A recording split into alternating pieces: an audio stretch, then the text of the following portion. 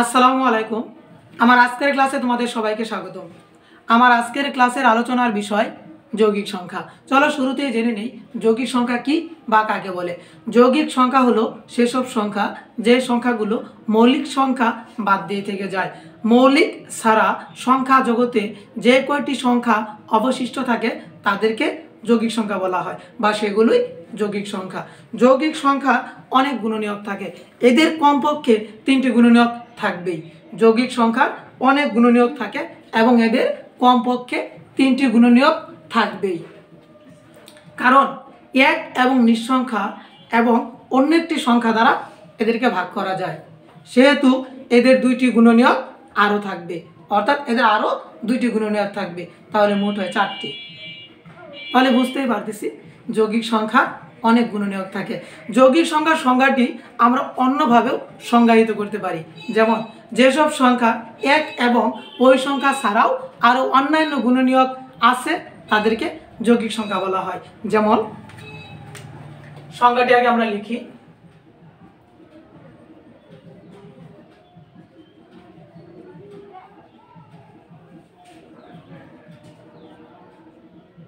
যৌগিক সংখ্যা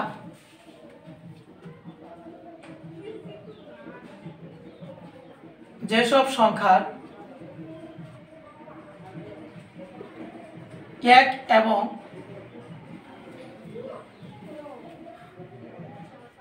ওই সংখ্যা ছাড়াও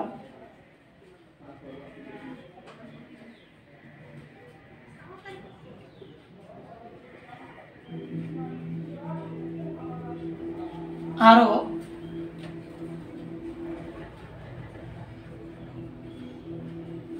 অন্যান্য গুণনীয়ক আছে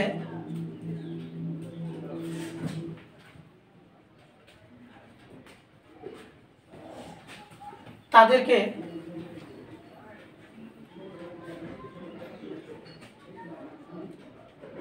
যৌগিক সংখ্যা বলা হয়।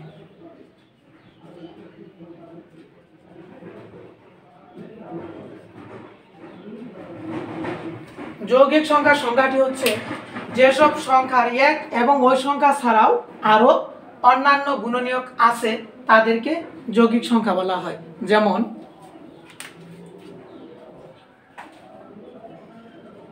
যেমন 4 এই সংখ্যাটির 1 2 4 আমরা দেখতে পাচ্ছি 4 এই সংখ্যাটির 3টি গুণনীয়ক বিদ্যমান, একটি 1, অন্যটি 2 এবং আরেকটি 4। তাহলে আমরা দেখতে পাচ্ছি 4 এই সংখ্যাটি 3টি গুণনীয়ক আছে।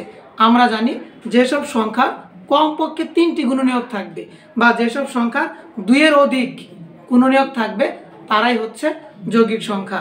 4 এই সংখ্যাটি আমাদের 3টি গুণনীয়ক আছে, সেহেতু 4 এই সংখ্যাটি একটি যৌগিক সংখ্যা।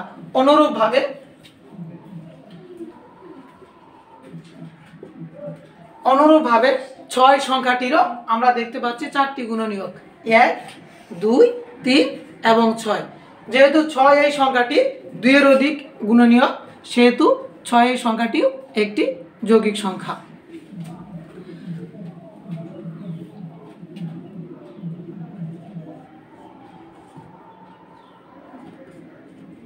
চার এই সংখ্যাটিকে যদি আমরা 4 দ্বারা ভাগ করি তাহলে ভাগফল হচ্ছে 1 এবং ভাগশেষ হচ্ছে 0, অর্থাৎ 4 দ্বারা 4কে ভাগ করলে আমাদের ভাগফল নিঃশেষে বিভাজ্য হচ্ছে, ভাগশেষ 0 হচ্ছে, সেহেতু 4 এই সংখ্যাটি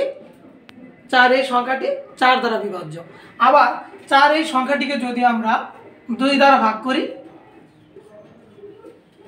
তাহলে 4 এই সংখ্যাটি 2 দ্বারা নিঃশেষে বিভাজ্য। তাহলে আমরা দেখতে পাচ্ছি 4 এর গুণনীয়ক হচ্ছে 1 2 এবং 4। 4 এর গুণনীয়ক বা উৎপাদক হচ্ছে 1 2 4, সেহেতু 4 এই সংখ্যাটি একটি যৌগিক সংখ্যা।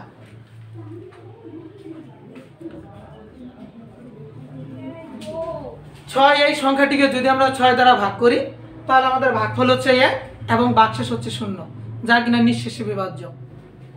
তাহলে 6 এর গুণনীয়ক পাচ্ছি 1 এবং 6। আবার 6 এই সংখ্যাটিকে আমরা 2 দ্বারা ভাগ করতে পারি, 3 দুগুণে 6। এই ক্ষেত্রে 6 সংখ্যাটির গুণনীয়ক হচ্ছে 2 এবং 3।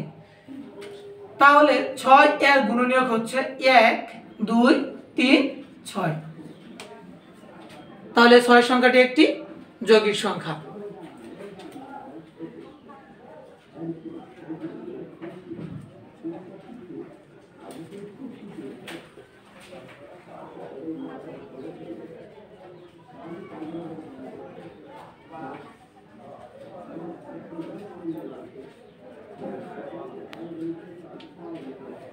যদি প্রশ্ন করা হয় 3 সংখ্যাটি কি মৌলিক না যৌগিক, আমরা শুরুতেই দেখব 3 এই সংখ্যাটিকে কোন কোন সংখ্যা দ্বারা ভাগ করা যায়। 3 এই সংখ্যাটিকে শুধুমাত্র আমরা 3 সংখ্যা দ্বারাই ভাগ করতে পারি, 3 ও কে 3। তাহলে 3 এই সংখ্যাটির গুণনীয়ক হচ্ছে 1 এবং 3।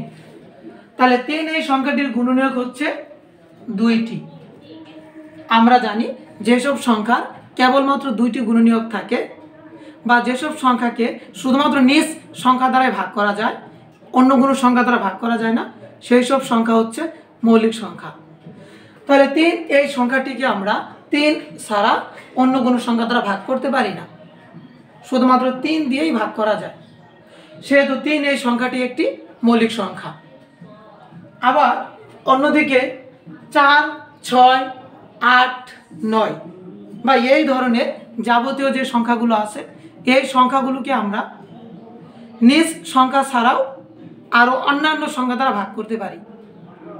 ভাগ করলে তাদের গুণনীয়ক 2টির বেশি হয় বা কমপক্ষে 3টি থাকবে, তারাই হচ্ছে যৌগিক সংখ্যা।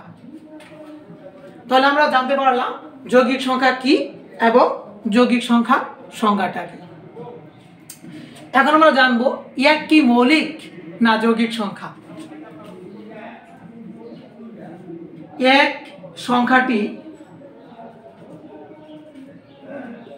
মৌলিক না যৌগিক।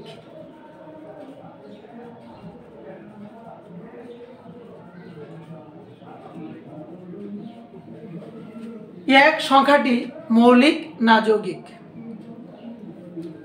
1 সংখ্যাটি মৌলিক বা যৌগিক কোনোটিই নয়, কারণ 1 একটি নিরপেক্ষ সংখ্যা, তাই 1কে মৌলিক বা যৌগিক কোনোটি বলা যায় না।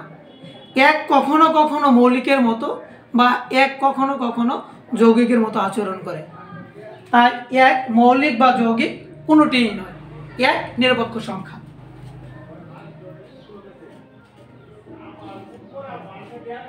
এক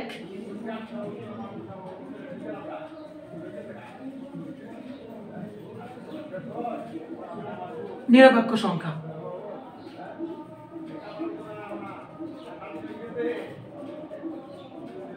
মৌলিক বা যৌগিক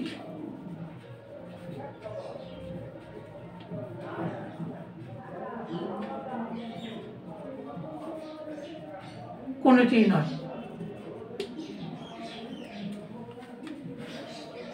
1 মৌলিক বা যৌগিক কোনটি নয়।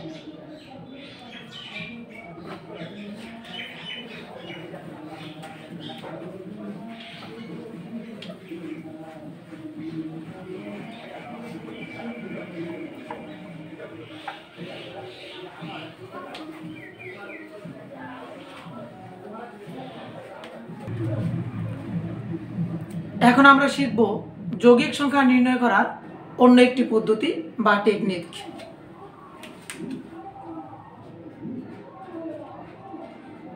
যৌগিক সংখ্যা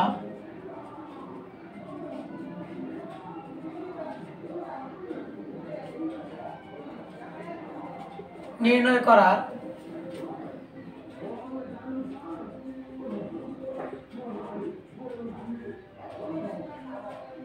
পদ্ধতি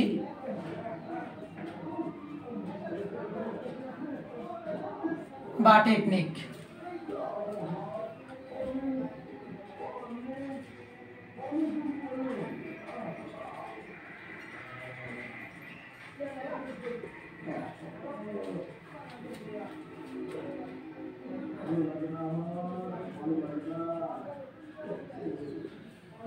যদি প্রশ্ন করা হয় 39 সংখ্যাটি কি যৌগিক, তাহলে 39 সংখ্যাটি কি যৌগিক এই প্রশ্নের সমাধান যদি আমরা করতে চাই, তাহলে শুরুতে আমাদের 39 এই সংখ্যাটির কাছাকাছি পূর্ণবর্গ সংখ্যা কোনটি সেটা আমাদের বিবেচনা করতে হবে।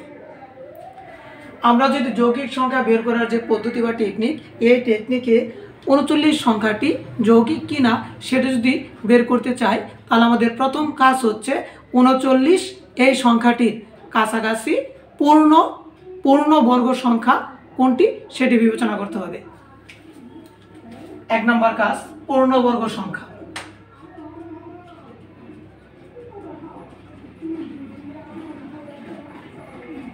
উনচল্লিশ সংখ্যাটির কাছাকাছি পূর্ণবর্গ সংখ্যা হচ্ছে 36। যেমন পূর্ণ সংখ্যা এদিকে হচ্ছে পূর্ণবর্গ সংখ্যা।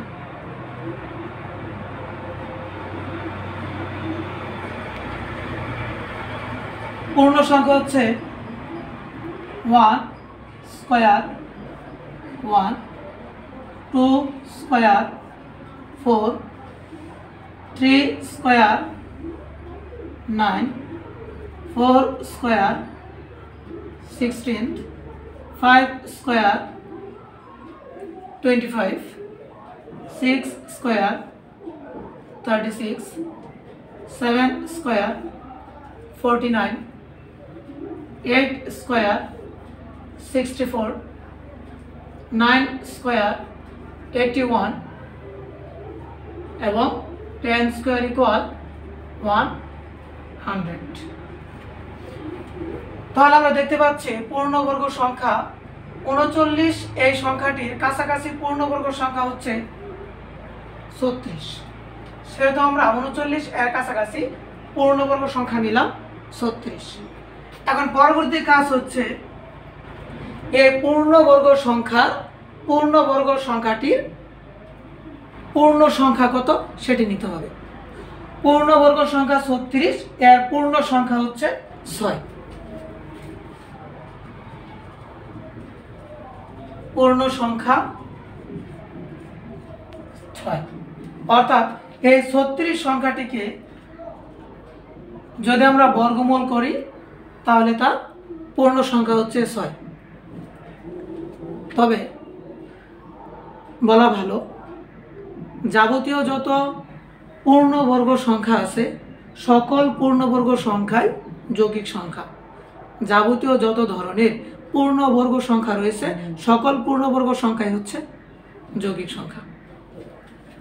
তাহলে 36 এই সংখ্যাটিকে যদি আমরা বর্গমূল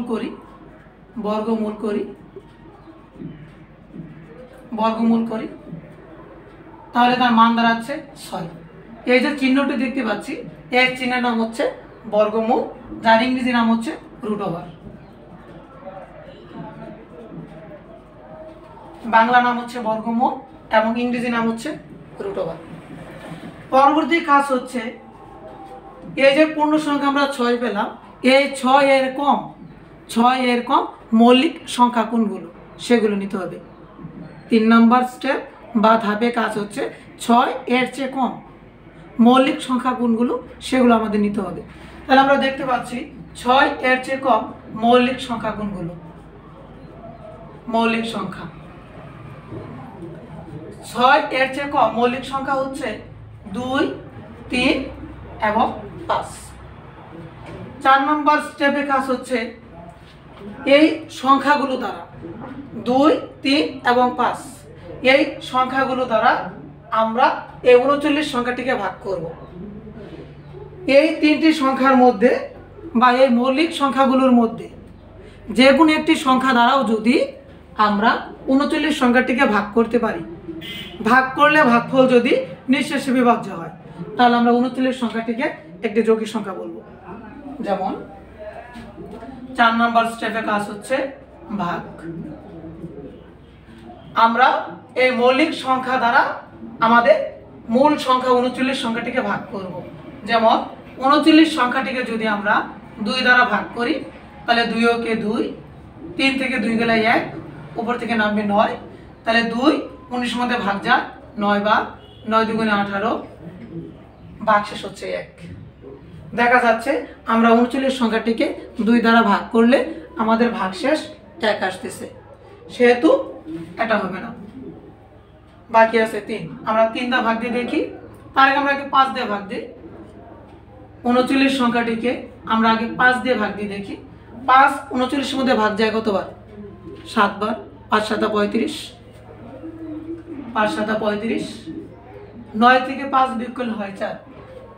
5 দিয়ে 39কে ভাগ করার পর আমরা দেখতেছি ভাগশেষ 4 হয়, অর্থাৎ নিঃশেষে বিভাজ্য নয়, এটিও হবে না। বাকি রইল আমাদের 3। এখন আমরা এই 3 দিয়ে 39 সংখ্যাটিকে ভাগ করব। 3 কে 3, 3 3 কে 9। তাহলে দেখা যাচ্ছে 3 দিয়ে 39 সংখ্যাটিকে ভাগ করলে আমাদের ভাগফল হচ্ছে 13 এবং ভাগশেষ হচ্ছে 0, অর্থাৎ এটি সঠিক। অর্থাৎ আমাদের এখানে 3টি মৌলিক সংখ্যার মধ্যে 3 দ্বারা আমরা 39 সংখ্যাটিকে ভাগ করতে পারি। ভাগ করলে ভাগফল হচ্ছে 13 এবং ভাগশেষ হচ্ছে 0, সেহেতু আমরা বলতে পারি 39 সংখ্যাটি একটি যৌগিক সংখ্যা। অর্থাৎ যে কোনো সংখ্যা সেটি যৌগিক কিনা সেটি আমরা এই পদ্ধতিতে আমরা বের করতে পারি। প্রথমে আমাদের পূর্ণবর্গ সংখ্যা নিতে হবে। আমরা যে সংখ্যাটি ধরব, যদি আমরা 65, এই সংখ্যাটি কি যৌগিক? তাহলে আমাদের 1 নম্বর কাজ হচ্ছে 65 এই সংখ্যাটির কাছাকাছি পূর্ণবর্গ সংখ্যা নিতে হবে। 2 নম্বর কাজ হচ্ছে ওই কাছাকাছি সংখ্যাটি, যেমন 65 এই সংখ্যাটির কাছাকাছি পূর্ণবর্গ সংখ্যা হচ্ছে 64। পরবর্তী কাজ হচ্ছে 2 নম্বর পূর্ণ সংখ্যা নিতে হবে। 64 সংখ্যাটি পূর্ণ সংখ্যা হচ্ছে 8 এবং 3 নম্বর স্টেপে কাজ হচ্ছে 8 এর চেয়ে কম মৌলিক সংখ্যা কোনগুলো সেগুলো নিতে হবে। 4 নম্বর স্টেপে কাজ হচ্ছে ওই মৌলিক সংখ্যাগুলোর মধ্য থেকে যে কোনো একটি মৌলিক সংখ্যা দ্বারা যদি আমরা 65 সংখ্যাটিকে ভাগ করতে পারি, ভাগ করলে ভাগফল যদি নিঃশেষে বিভাজ্য হয়, ভাগশেষ যদি 0 আসে, তাহলে আমরা ওই 65 সংখ্যাটিকে বলতে পারি যৌগিক সংখ্যা। ঠিক আমরা এই নিয়মে যে কোনো সংখ্যাই বের করতে পারি, সংখ্যাটি মৌলিক না যৌগিক সেটা আমরা বুঝতে পারি। অর্থাৎ যদি কেবলমাত্র 2টি গুণনীয়ক হয়, কোনো সংখ্যা 2টি গুণনীয়ক হয়, তাহলে আমরা সেই সংখ্যাটিকে বলবো মৌলিক। যদি কোনো সংখ্যা 2 এর অধিক বা কমপক্ষে 3টি গুণনীয়ক থাকে, তাকে আমরা বলবো যৌগিক। তাহলে আমরা আজকের ক্লাসে শিখতে পারলাম যৌগিক সংখ্যা কি বা যৌগিক সংখ্যা কাকে বলে। যৌগিক সংখ্যা বের করার টেকনিক মৌলিক উৎপাদকে বিশ্লেষণের মাধ্যমে বা উৎপাদকে বিশ্লেষণের মাধ্যমে যৌগিক সংখ্যা বের করার পদ্ধতি। আবার আমরা যৌগিক সংখ্যা বের করার অন্য আরেকটি টেকনিক আমরা শিখতে পারলাম। তাহলে আজকের ক্লাস আমার এই পর্যন্তই। ধন্যবাদ সবাইকে।